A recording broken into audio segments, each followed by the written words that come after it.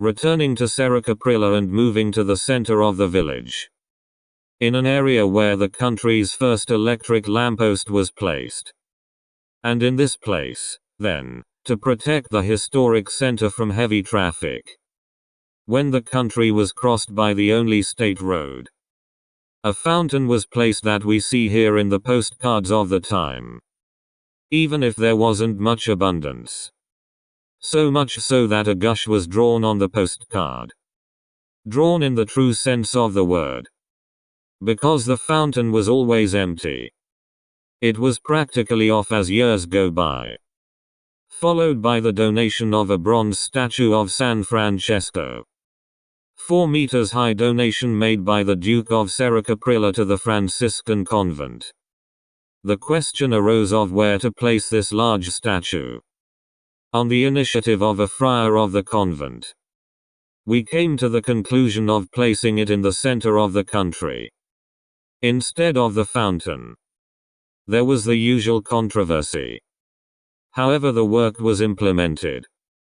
Actually, this monument, with a not very high base, has been in this central area for years, to protect the traffic from the road leading to the convent.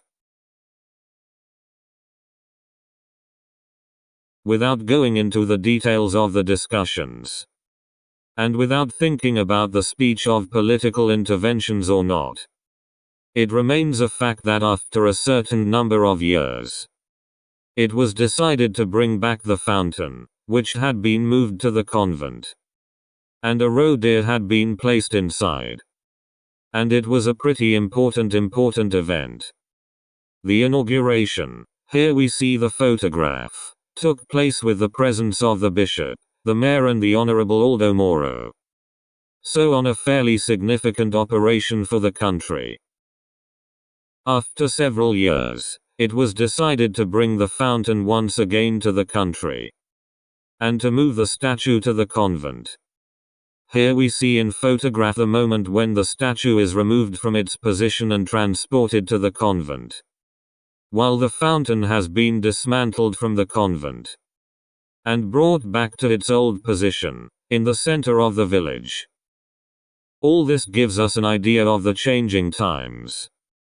But a fundamental fact we must keep in mind, that in the relief we must always take care to get that information, which may be useful in the realization of future works, or even in the recovery of the works themselves, to bring them back for the purposes for which they were made. And just taking what's good, but you cannot discard all that is negative. Someone made the comparison between the house and the car. While the car continues to improve, because every prototype is analyzed, and the next is achieved by continually improving it. In construction all this has ceased. Has ceased because, in my view, while in the past the construction site proceeded very slowly, and, therefore, with optimism I say, the designer had the opportunity to make the necessary changes to the project under construction.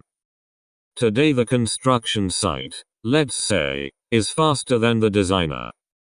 Reason for which started a project is done, and if a window skips, the window stays closed. If the environment remains in the dark, the window is opened in the already finished wall. I bring an exasperation, but they are facts that happen. First we start from the historical centers. When the manufacturer, in practice, made a scale model 1:1. Because there were no drawings. And the house was built on the basis of the neighboring one, making improvements. When great works were done, the model was made, on a large scale. And they took great care of the details. There was the intervention of many people. So the designer could not have great freedom of action.